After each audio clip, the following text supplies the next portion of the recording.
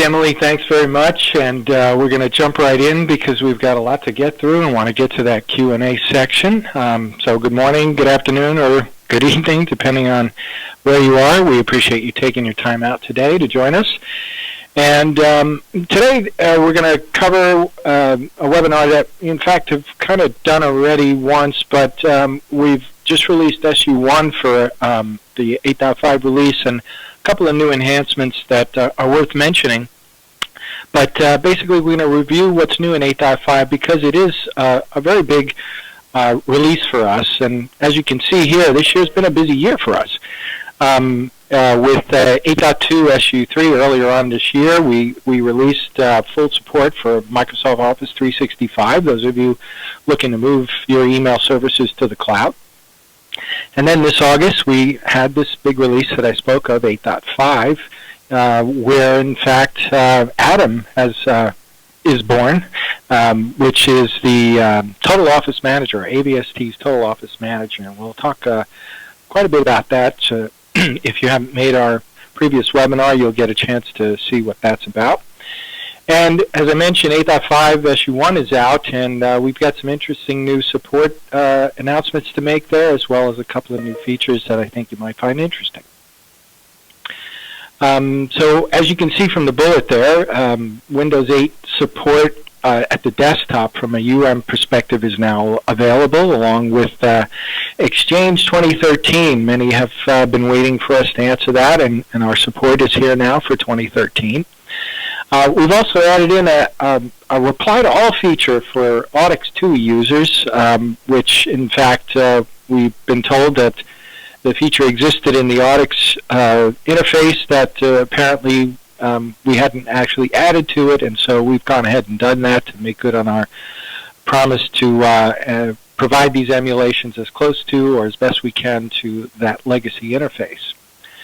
Click the call for link has been added. Now, this is a little different from our integration to link, which you may have heard of us talk about on previous webinars, but it is taking advantage of a feature we've known and had for years called Live Reply, and we'll talk a little bit about that and how that came to be. And then future delivery for WPM, or Web Phone Manager, has also been added in SU1, which is sort of making good on a promise that every interface that we present to the marketplace will have all the feature sets or feature capabilities that are in our feature set, regardless of whatever the interface is. And so, making good on that progress, we've added future delivery to Web Phone Manager. Excuse me. From the 8.5 release perspective, for those of you who have been watching us, I think you are familiar with the term Call Express, or the name for our product, and so we moved to a new branding model, and CXE is certainly the name that we've come to know now for the version 8 product, and along with that, many of our other branding requirements in terms of brochures and splash screens and all that sort of stuff is getting updated to also be in agreement with this CXE new branding statement. We'll talk about Atom, as I mentioned before, and some of the other capabilities that we've added to this Atom context, including location-based services and Federated Presence. And we'll also point out some other things relative to Google enhancements and a nice new addition which makes administering CXE possible now while mobile. So let's get into Atom. Atom is the Total Office Manager, and what it is really is an accumulation of existing features that we've had for quite a while on CXE, along with some of the new ones that are now available in CXE. And what we are doing with Atom is actually making it easier, or bundling the part numbers and or feature licenses that you would normally have to think about adding in terms of providing this feature capability to the system. And now it's a much simpler addition to the system in order to just bring a number of Atom users into the fold and have them capable of exploiting these types of features. We'll get into talking about what they are in a moment. So Adam, with the speech interface, a feature I like to bring up quite a bit is relative to the speech interface is the fact that mobile users, although we think about mobile phones when we hear the word mobile, we have to remember that one place that we are certainly mobile in, but we can't use our mobile phone, or at least we're not supposed to, is in the car. And it's a great place and a great justification for the speech interface in terms of being able to be productive in that lost downtime while in the car, either to and from work, or perhaps if you are a very mobile user on your way to appointments. And the ability to actually make calls and take calls, or call into your account and check messages in the calendar, and perhaps even set a meeting and invite others to that meeting, all the while being able to take an inbound call right in the middle of that. And so this really makes the car, again, which is a place that most typically can be downtime, especially now that the use of the mobile phone is not only dangerous, but of course illegal in just about every state, if not all now, makes it such an important and useful feature in terms of being able to remain productive throughout your day. And so here is just one example in terms of call handling, where you, again, might be checking your calendar or listening to email, having made one call into the office, and you may get a call from, in this example, Mark Reed. And so you have the option to accept the call, reject the call, or acknowledge the call. Now, accepting call, of course, means you have the call. Rejecting it gives the caller some options to either try another person or obviously leave voicemail.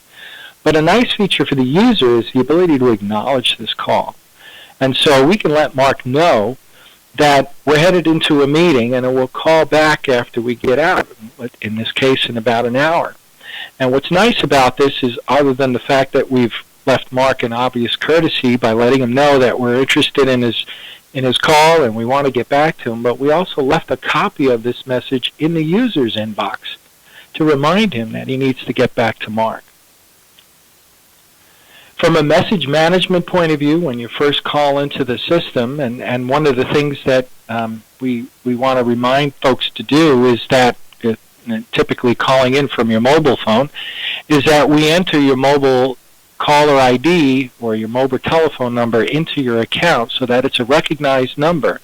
So there's very little that has to be done in terms of logging onto the system, because you're basically calling in from a secure device. And so the nicest thing I can hear when I get in the car in the morning to drive to work is simply by dialing in, and the system says, "Hello, Ed Sukas, what would you like to do?" And so I can say something like, "Get new messages," and I'm able to either listen to email or voice messages and or respond, or perhaps call other individuals in order to take action on these messages, leaving me pretty free to get to work once I get to the office, and rather than having to do that triage once I get there. Another option, of course, when being asked what would you like to do, is also to check your calendar and remind yourself on what you have going on today, or perhaps even the rest of the week, so that you can make some decisions on what it is you have to do, or how you would be best prepared for these appointments. And in fact, if you have to make some changes to them, you're easily capable of doing that. Once again, while in the car, 2 hands on the wheel, eyes on the road.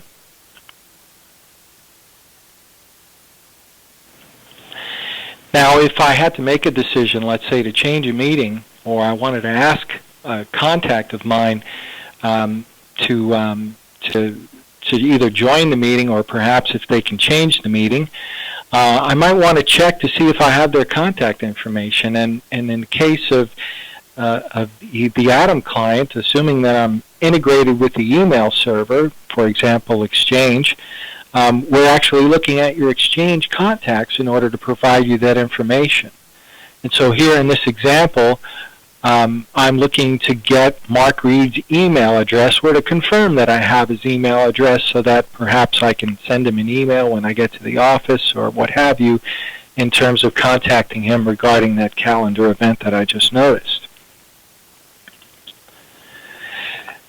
So the speech interface, of course, I'm sure you'll agree, is very productive and can provide a lot of enhanced capabilities, again, in a downtime where you might not be able to be productive otherwise.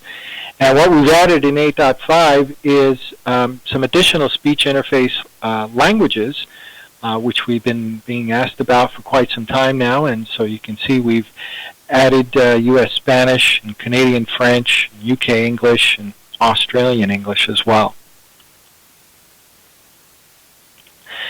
Adam also is able to tell callers when you're away. So now you've reached the office, and one of those meetings that I had checked in to earlier while driving in is now underway, and I'm currently in that meeting.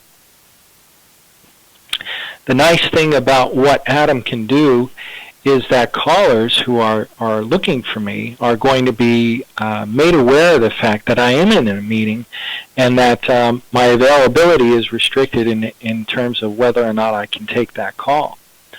And the way we're doing that is by actually taking advantage of the synchronization and integration with the calendar, for example, in Exchange, Office 365, and Google, and we'll actually reply to the caller by saying, Robert Johnson is currently in a meeting and will be back at 11 a.m. in this example.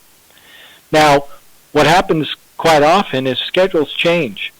And, one example I can give is, of course, a meeting might end early. And I want to be able to take calls. Now, I don't want that outgoing message to be played to my next caller. So I can go to my Microsoft Link client in this case and actually change my availability to available. And, in fact, CXE is now aware of that, and so is Adam, and calls will now come to me without restriction or that particular prompt.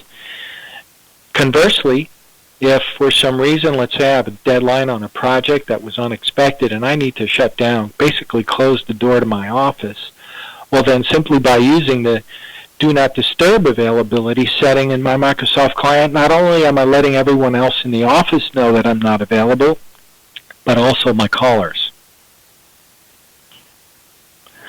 Now, Adam can also know your location, and this is very useful in terms of automating the profile rather than having to adjust it with each new location that you reach. And so we can accommodate this by utilizing either Wi-Fi connections and or geofencing. Let me give you a couple of examples. So I might actually be on a Wi-Fi network at my home office, and so Adam is aware of the fact that I'm there and that home office device, telephone that I have there, will be the first or primary device that the CXE forwards a call to or sends a call to should I get one from the outside. Having left the home office and while in the car, I may in fact be away from the Wi-Fi network, which would first send my calls to my home office phone, but now I might actually be within the coordinates of cell towers and taking advantage of the geofencing capability. CXE or Adam can make a decision on whether or not the call should be sent to the mobile phone, to my mobile phone. And then again, once I reach the office and my mobile client registers with the wireless network at the office, well then Adam once again knows that you're back in the office or you've now reached the corporate office and calls should be sent to your primary PBX extension. So Adam goes mobile when you do, and every feature that we bring to the desktop can also be made available to you through either the speech interface, as we talked about, as well as through the mobile app. Things like unified messaging and context awareness, the multilingual capability that we mentioned.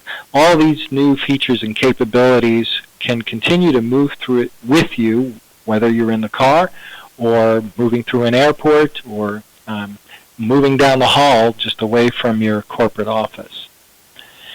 And so in the mobile client, we can in fact take advantage of these same capabilities along with offering some other nice new functionalities that lend itself very nicely to the mobile workday of a mobile user. For example, single number reach, the ability to have one number or publish one number by which I can be reached regardless of what device I'm using or where I am. Mobile number protection comes into play as well, because most of us are struggling with the fact that we may in fact have two mobile phones to deal with, our personal one and perhaps the corporate provided one. And so many corporations are either thinking about or already implementing a bring your own device policy, BYOD, and the mobile app and Atom actually lend itself very nicely to this particular model, because by using Atom and the mobile app, we in fact will, as I mentioned before, publish one single number reach, would obviously be your corporate caller ID, and not require you to publish or reveal your personal cell phone ID if that was the device that you decided to use on a daily basis. And then when calling business contacts, again, you won't be revealing your personal caller ID telephone number by asking Atom to make those calls. And so those calls could be made by using the app, either by selecting contacts, which in fact in this example, or the one that I used earlier with Exchange, actually calling my Exchange contacts, or through the directory I'm actually reaching peers on the system, other subscribers to the system, or perhaps even calling back those calls that have either been made by me or others, or inbound calls that are in my call log. And then, in fact, even an ability to just dial a number direct, although I won't be dialing the cell phone direct to the business contact, but asking Atom to make that call, presenting corporate caller ID. So in 8.5, we've enhanced the apps. We've really taken a good hard look at their usability since their first release, and have updated them for both the iPhone and the Android. So we have a nice sleek new look to them that allow you to have a better visual indication of your current availability, and a quick and easy way to change that availability in terms of an override.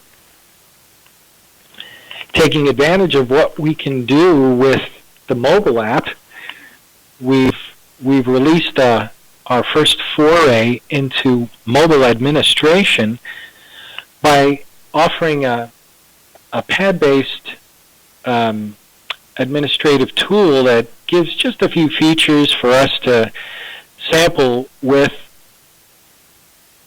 in terms of being able to bring back a feature that was gone for a little while, and that's the answer mode override. And so an administrator who might be a mobile one, who, for example, in a campus environment or a multi-building corporate enterprise, would have to go back to their desk in order to implement an answer mode override that, let's say, might close down a particular department's call processors, or implement a bad weather warning, assuming that the office will be closing.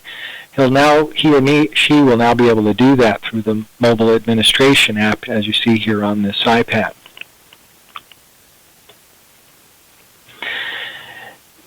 Atom can provide personal touch to important callers. Now, you may have heard me talk about that acknowledge feature before that we used through the speech interface.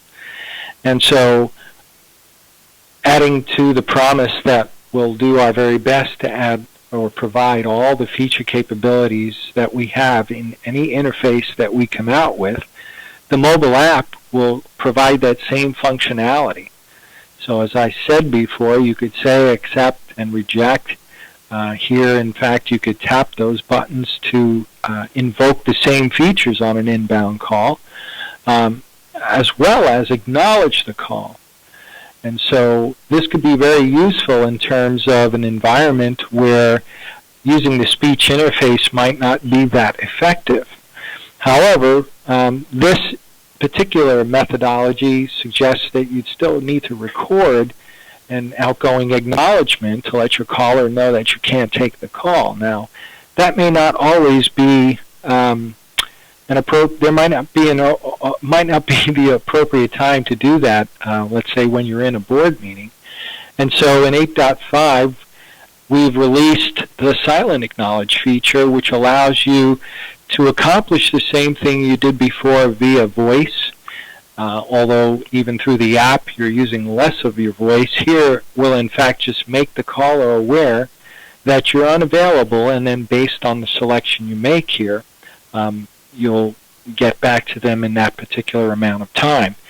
And as before in the acknowledgement feature, a copy of this acknowledgement message to the caller is dropped in your inbox to remind you that you set an expectation with them and that you should be getting back to them. Atom connects to the cloud in terms of supporting Office 365 and Google as more and more services get hosted. We are aware that we need to continue to follow along with what the enterprise is expecting and doing, and so we have those integrations available and working just as well as they do on premise-based solutions in that area. And so Atom has really come to market with a big recognizable hit in terms of our industry consultants who have looked at it and really determined that it is a very usable and sensible product. And I like the inference to the fact that Siri is really like Siri for the Atom is like Siri for the enterprise. So in 8.5 SU1, as I mentioned, we've offered some additional speech recognition languages.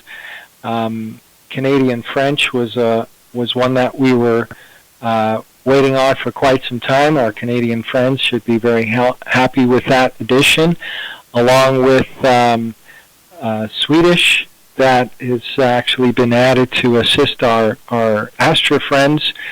And this looks like a door that's been opened for the fact that we've moved into this arena, and now we'll easily be able to add additional languages to the speech recognition interface. So this means that not only is the personal assistant capable of taking advantage of the multilingual capabilities, but call processors or speech-enabled auto attendants are also multilingual. So here we have a screenshot where we're showing a call processor that's been designed for speech enablement. And as you can see down at the bottom, the tab is currently highlighted for English. And while you can see that the Spanish interface is also available, and as you can see here in comparison to the English command, you'll also know what the Spanish command is in that Spanish speech recognition interface. As I mentioned earlier, Google Calendar and Google Contacts has now been made Atom aware, if you will, and so we can provide that same functionality as we do with Office 365 and, of course, Exchange and Lotus Notes in the premise-based solution. And so we can provide this great type of functionality that prior to what Google made available to us in terms of their APIs, etc., now make it a lot more exciting and accessible to Google app customers. Some other few additions are relative to our integration capabilities and what we're doing with the SIP stack. And many have asked us about secure SIP or TLS, and so we're happy to report that we're now supporting that along with secure RTP. One of the things that many have asked us about, those who enjoy the web phone manager, is will we be able to provide a single sign-on solution at some point? And so we've done the effort and developed the code in which, taking advantage of the SAML standard, SAML, we're actually able to now accommodate authentication so that we can provide a single user sign-on instead of having to log on to the web phone manager every time you launch it from a perspective. And we've done this in collaboration with Microsoft's Active Directory Federation service.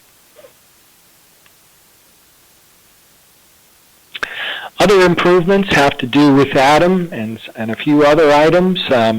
If you are a user of the speech interface, you may have been aware of the fact that you could actually call the system by name in order to wake it up, if you will, or ask for its attention, and in particular by invoking some features that really sort of come into play, especially if you're handling multiple calls. And so in the past it was Call Express or CX, and in fact we've added the Atom as a hands-free hot word.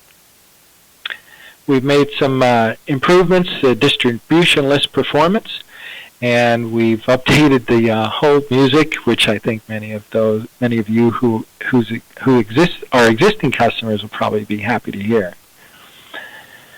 We've also updated the live reply feature, which will actually allow us to get to the GAL, the global address list, and actually make a call out based on both the Outlook contact card as well as the global address list.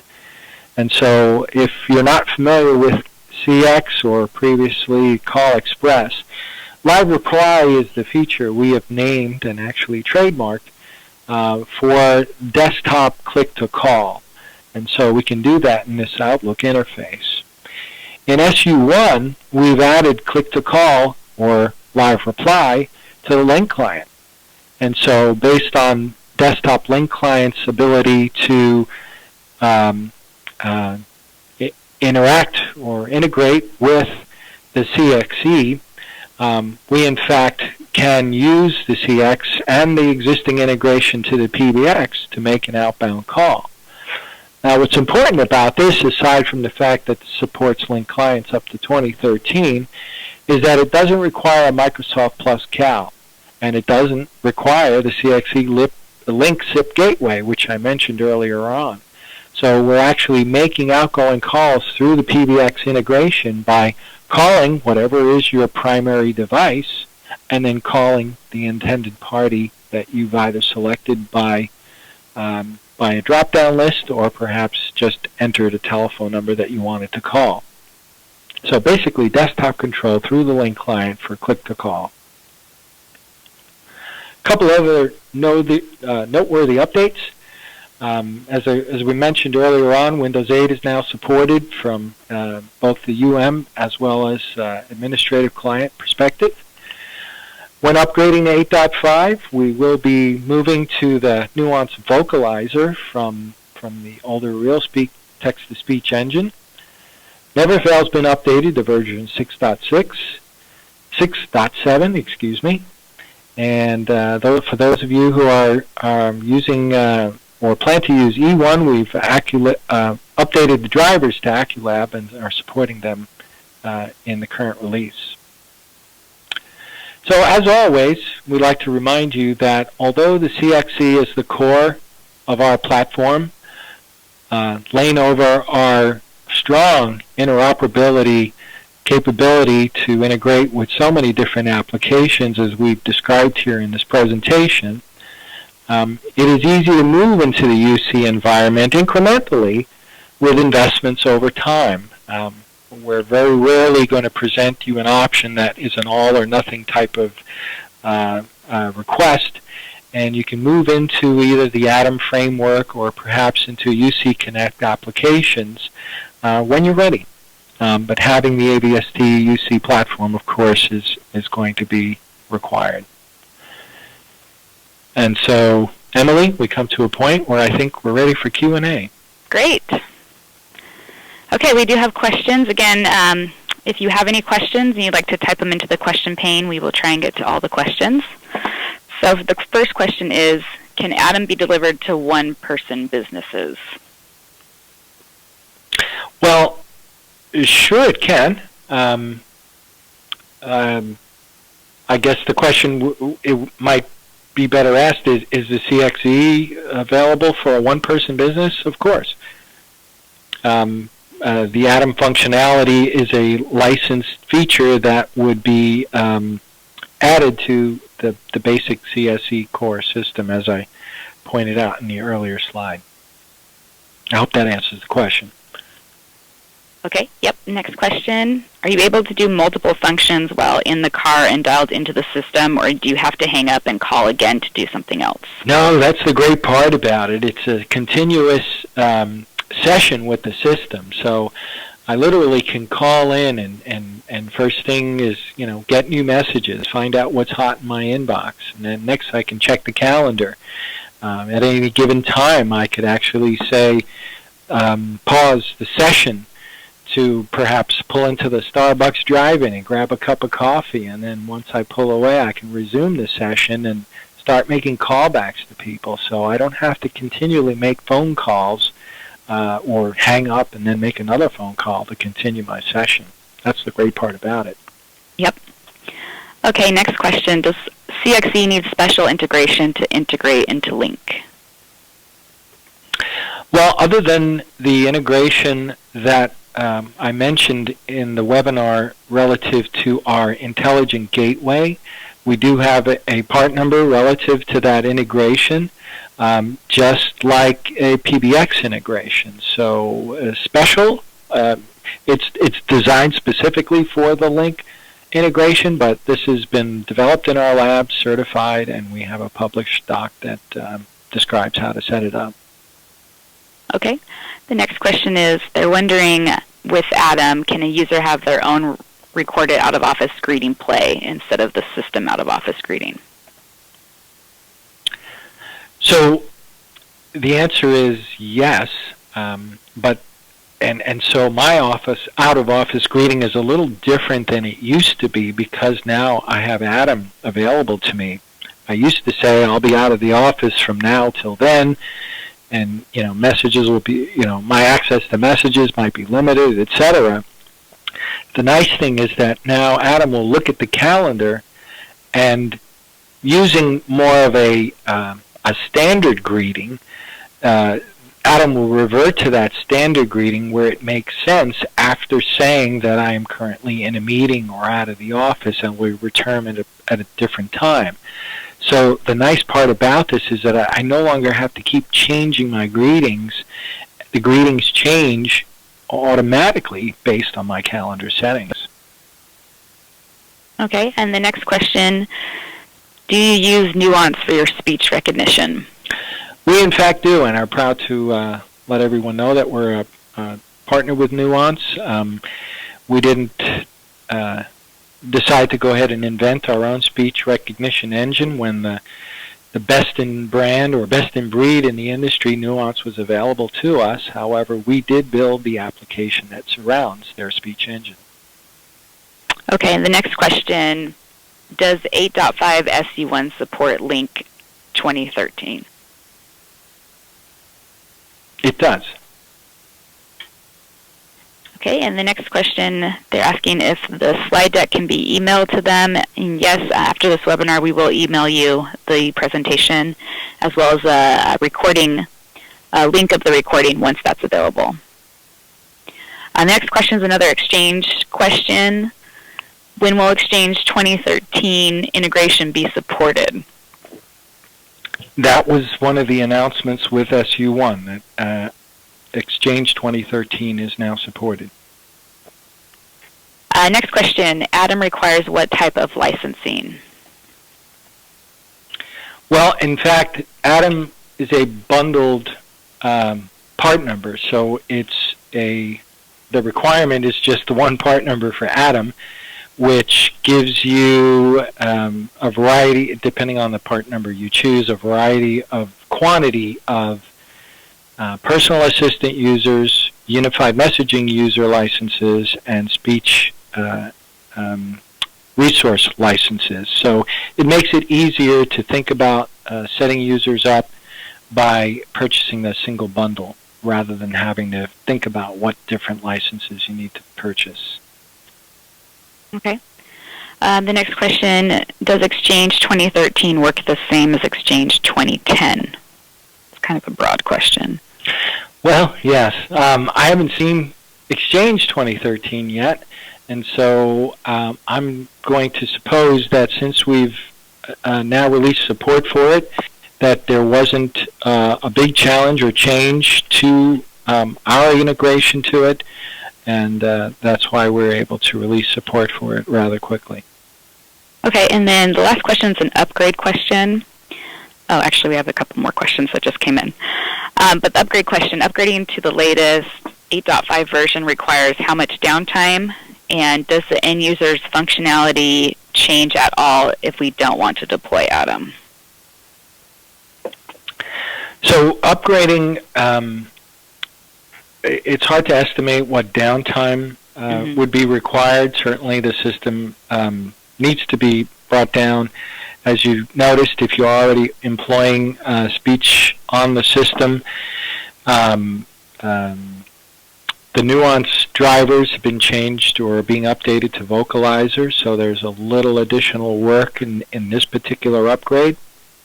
But that question might be better answered by our professional services group if, in fact, you want to get some estimates on what amount of downtime we might be looking at. It really has to do with size of the database, the nature of the system, etc. And forgive me, I think I've lost part B to that question. Oh, that's okay. And the other part is, does the end user's functionality or experience change if they don't want to deploy Atom? Not at all. Not at all. Okay.